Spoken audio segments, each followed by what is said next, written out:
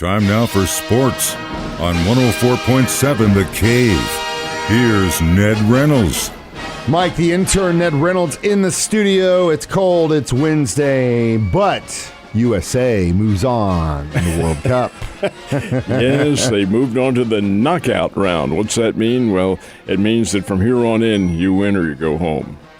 One loss and you're out. It's pool play, you could lose maybe one, which the USA did not do. But yeah, they won a match with Iran yesterday, 1-0, absolute thriller.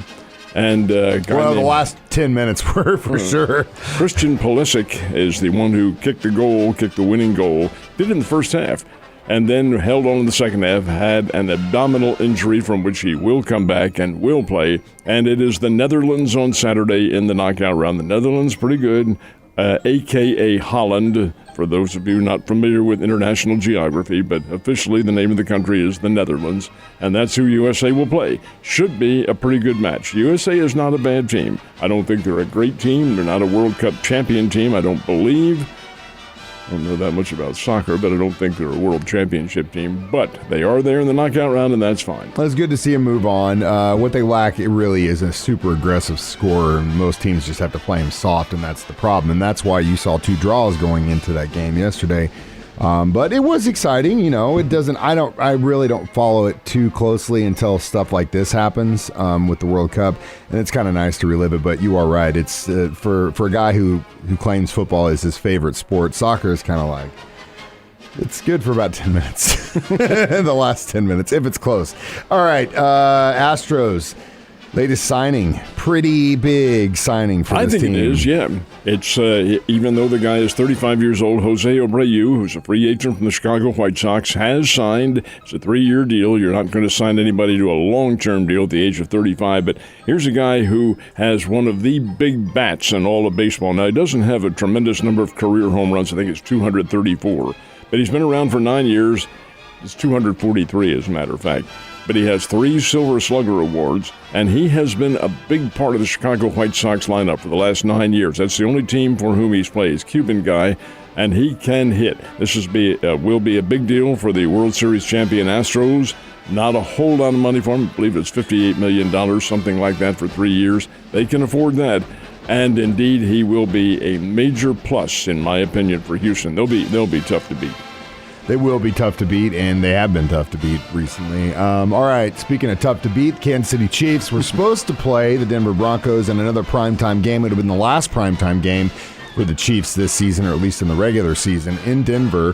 They flexed it, moved it back to the mid-afternoon game so the Chargers and Dolphins can play the Sunday night game. I'm pretty okay with that decision. Just so nobody is confused, that's not this week, folks. No, that is next weekend. Yes, and NBC exercised their right to flex the game. And this is a little unique to flex the Chiefs out of a primetime game because the Chiefs, or I beg your pardon, the NBC announcers, Chris Collinsworth in particular, absolutely loves Patrick Mahomes and the way the Chiefs play. But this game doesn't mean a thing. The Denver Broncos are terrible. The Chiefs are not. The Chiefs are the number 2 team in the NFL power rankings right now.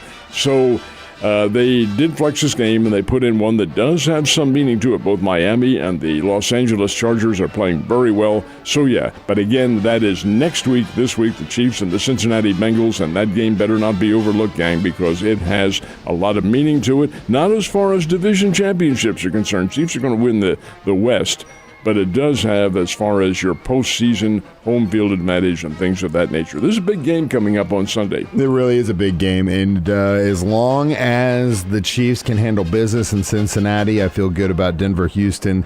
Seattle could be interesting. We'll see there, but then going back home to against Denver at the end of the year or the beginning of the year on January 1st, and then Vegas. We'll see about that. But really, the Cincinnati game is probably the biggest test in the last part of the regular season. I'm not so sure that in that Vegas game, the Chiefs play any regulars. If we've got control and the playoffs go through Arrowhead, probably not. So the official college football bowl rankings are out. Happy to see the K-State Wildcats made it into the top 10. But obviously, we're talking more specifically about the top 4 and what could happen to one of those bottom 2 if they should lose. But K-State figures very much into that. Yes, with TCU, they do. They played Texas Christian in the Big 12 championship game, and that is down in Jerry's little playpen down in AT&T Stadium in Arlington. That will be a very interesting game. That's a 3:30 start, and will be very, very hard to judge because Kansas State and TCU played earlier this year, and K-State had them. They had them beat and let it get away. 110%. But the top 4 is who we're talking about, and it came out just exactly the way we thought it would. Georgia remains number 1. Michigan moves to 2. The Horned Frogs are elevated to 3, and the number 4 team is Southern Cal. Okay, we thought that's the way it would be. So that means if the playoffs started today, it would be Georgia, Southern Cal, and Michigan, TCU. But the playoffs don't start today. There is another ranking that comes out next week, and that's following the league championship games. Who's number 5? Number 5 is Ohio State. And who is number 6? Alabama. Yeah, I just don't see. I hope they don't sneak. It is not very likely that happens, but it is possible. Let's just say now that TCU gets knocked off by K-State, and Purdue is not going to beat Michigan. No. Nor is LSU going to knock off Georgia. That's not going to happen, but just suppose it does. Then you find Alabama in that top 4. It could happen, not likely, but it is possible. It is possible, and I will be rooting for K-State when they face off with TCU because they definitely should have beat them in the regular season, and it'd be a whole different top 4 if that had happened. So we're missing one game, and that is Utah Southern Cal, which is on Friday night. This is the one Friday night game made for television, playing it at Allegiant Stadium in Las Vegas. This is the Pac-12 championship game. That is not a given. Utah is a very good football team. Southern Cal is too. They have Caleb Williams, the Oklahoma transfer. They have Oklahoma's old coach out there, Lincoln Riley. This team can run. They can score. Don't play a whole lot of defense, but they can put the points on the board. And I think they probably, if I remember correctly, Southern Cal's about a 3.5-point favorite. I might take the points there and go with Southern Cal.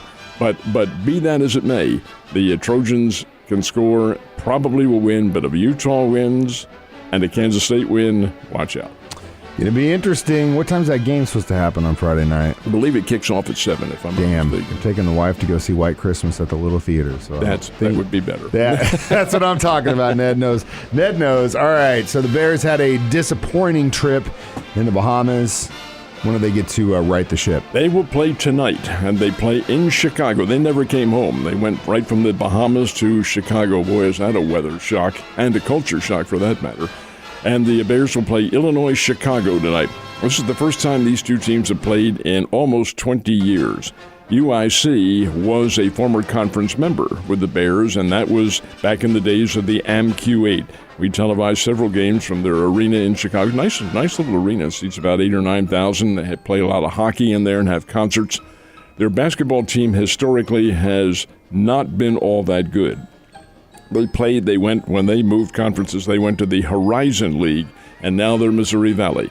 So UIC and Missouri State, very interesting little matchup, but I think the Bears come away with a nice little conference opening win in this one. This is the conference opener, folks, and it's occurring in November, of all things. Their next conference game after this is Saturday night versus Bradley, then they take a month off. This is kind of a strange schedule, and when you gear your team up for conference play, you really haven't had that opportunity yet. I'm a little bit puzzled as to why the league did this, but the league has to do what they think. They right. do what they do.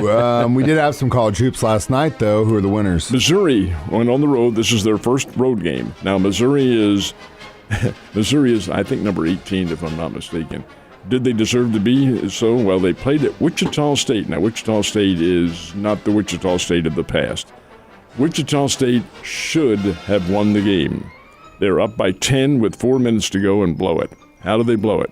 Take a look at the stats. My God, Wichita State outshot Missouri from the field like a whole lot and outshot them from three-point range and outclanked them from the foul line and in the turnovers. And that is where you win the games, the essentials. Wichita State Get this now. They were 6 of 14. They went to the foul line 14 times, made 6 shots. How many did they miss? 8. Wow, and yeah. those 8 misses came at crucial times and turnovers. Wichita State had 20 turnovers in the game to 9 for Mizzou. Ball game right there. Missouri won it 88-84. In overtime, they remain undefeated. Number 1 team in the country, Houston, big winner over Norfolk State, 100-52.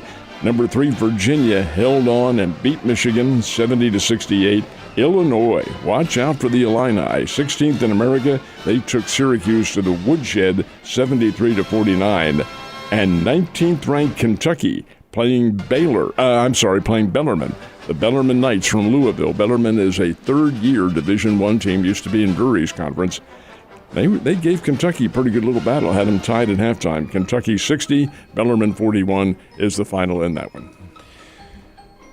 Pretty exciting basketball season so far, wouldn't you say? We have some pretty good little matchups coming up, especially now as the holidays approach. I'm really anxious to see. Missouri has a couple of key games. Mm-hmm. Number 1 is Kansas, who they're playing, and they played them at Missouri this year in Columbia. And number 2 is Illinois, who they play in St. Louis in the bragging rights game. That's all right around the Christmas season. See how good Missouri is. Yeah, tough hombres for sure. Speaking of which, tough hombres himself, Ned, you have a great day.